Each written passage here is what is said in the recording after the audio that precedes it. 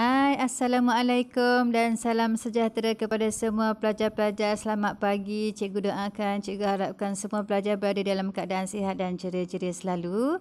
Okey, pada hari ini cikgu akan membantu pelajar untuk memahami tentang mata pelajaran biologi tingkatan 4 KSSM. Dan spesifiknya cikgu akan menerangkan tentang subtopik 2.2 iaitu proses hidup organisma unisel. Baiklah, jika pelajar-pelajar telah bersedia, jom kita mulakan. Okey, sebelum cikgu menerangkan secara lebih terperinci, cikgu akan memberi sedikit pengenalan tentang organisma unisel iaitu organisma unisel adalah organisma yang terdiri daripada satu sel sahaja. Namun begitu, sel ini merupakan unit hidup lengkap sama seperti organisma multisel. Organisma unisel boleh menjalankan semua proses hidup seperti respirasi, pergerakan, pemakanan, gerak balas terhadap rangsangan, pembiakan, pertumbuhan dan juga perkumuhan. Baiklah, kita akan perhatikan secara terperinci proses hidup yang berlaku di dalam protozoa seperti ameba dan juga paramecium.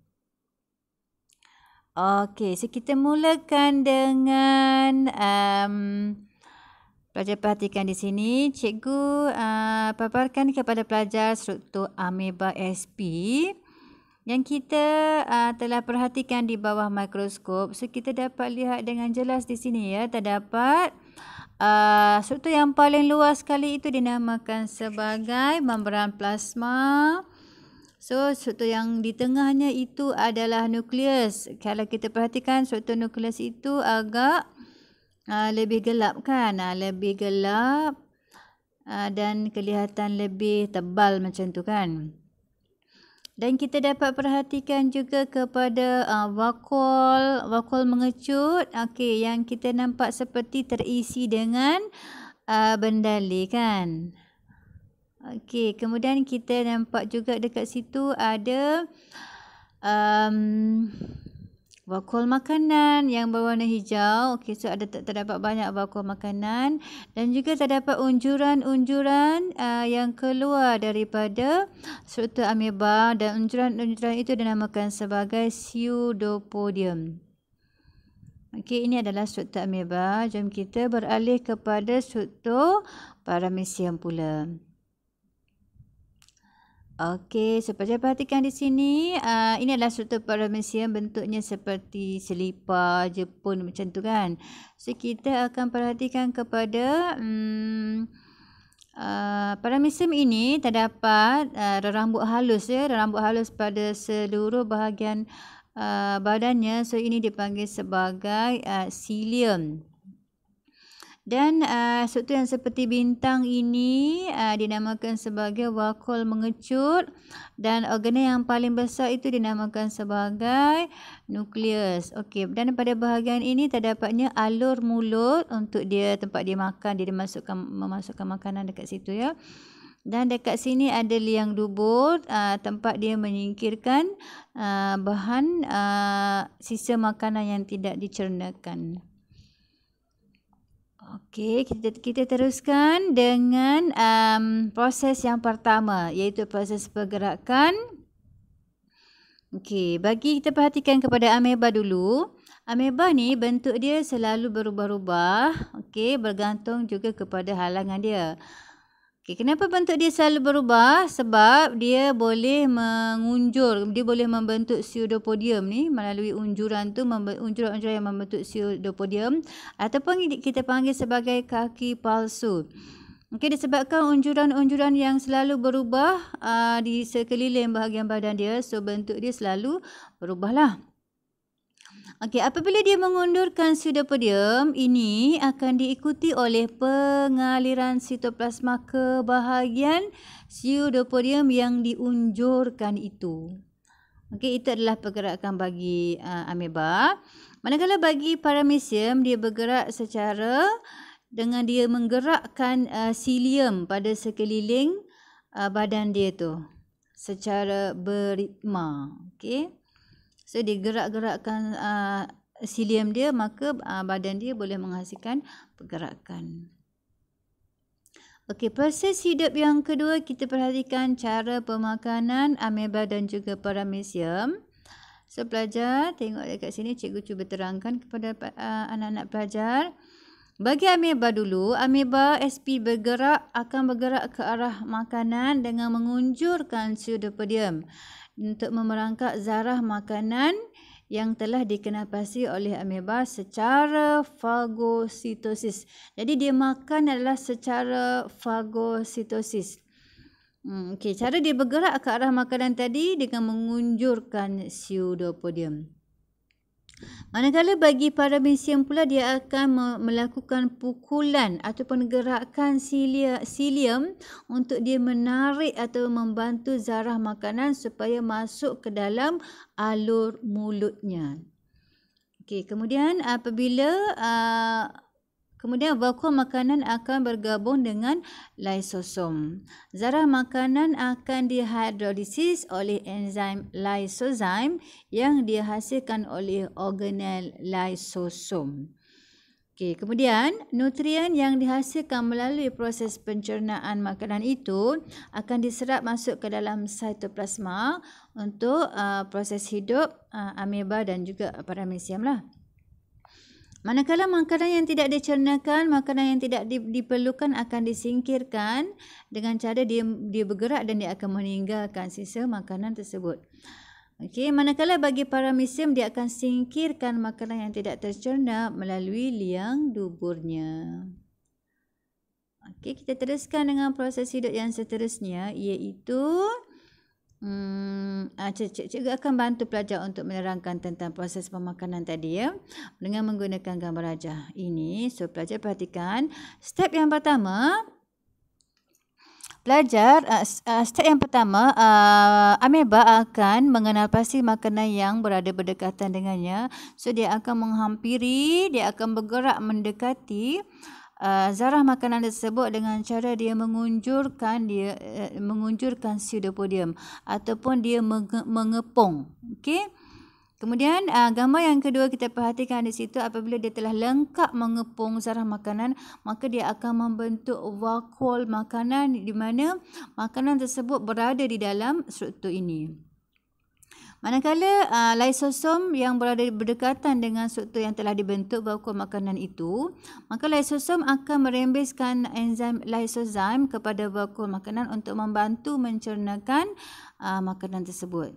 Okey, dan gambar yang ketiga ini kita dapat perhatikan bahawa makanan itu sedang dicernakan ataupun telah dicernakan. Maka terhasillah nutrien kan. Maka nutrien akan diserap masuk ke dalam badan ameba ataupun ke dalam sitoplasma untuk perkembangan ataupun kegunaan proses hidup bagi ameba tersebut.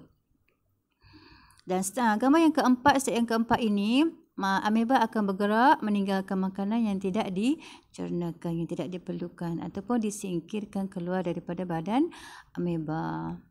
Okey. Sekarang kita akan perhatikan kepada proses pertumbuhan. Kedua-dua ameba dan paramecium membesar dengan cara mensintesis sitoplasma baharu ataupun menghasilkan sitoplasma baharu. Seterusnya, bagaimana cara gerak balas terhadap rangsangan dan juga respirasi. So kita perhatikan kepada gerak balas ameba dan juga paramecium terhadap rangsangan apakah? Okey, ameba SP dan paramecium SP bergerak balas terhadap rangsangan seperti bahan kimia, sentuhan atau cahaya yang terlalu terang dengan cara bergerak menjauhi rangsangan ini. Maksudnya dia sensitif lah kan. Dia tak suka kepada rangsangan-rangsangan itu. Okey, bagi respirasi pula, pertukaran gas oksigen dan karbon dioksida berlaku melalui membran plasma secara resapan ringkas sahaja di seluruh permukaan sel ameba dan juga paramecium. Iaitu gas apa tadi? Gas oksigen dan juga karbon dioksida. Oksigen digunakan, karbon dioksida dihasilkan. So, akan dikeluarkan. Berlaku pada permukaan membran plasma. Okey, so kita teruskan lagi dengan proses perkumuhan di dalam ameba dan juga paramecium. Bahan kumuh seperti karbon dioksida dan paramecium akan disingkirkan secara resapan. Okey, disingkirkan secara resapan sahaja pelajar-pelajar.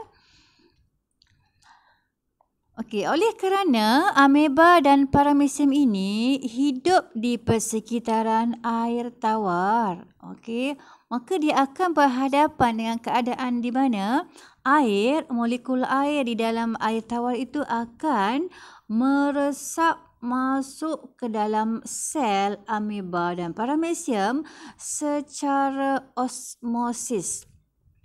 Dan air yang berlebihan yang memasuki badan ameba dan paramecium ini akan disimpan di dalam vakuol mengecut.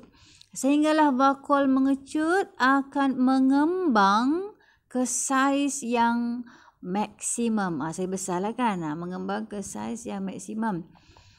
Kemudian apa yang berlaku seterusnya? Vakuol mengecut akan bergerak menghampiri membran plasma, lalu mengecut dan menyingkirkan air yang berlebihan itu dari semasa ke semasa. Maksudnya berlaku secara berterusanlah. Okey, untuk mengelakkan ameba dan paramecium daripada pecah. Okey, sekarang kita perhatikan kepada proses pembiakan ameba dan juga paramecium. Okey, so kita tengok ya pelajar-pelajar semua. Okey, so ada keadaan yang pertama, keadaan yang kedua. Apabila keadaan sesuai dan terdapat banyak makanan, ameba, SP dan paramecium akan menjalankan pembiakan secara aseks, iaitu belahan dua secara mitosis.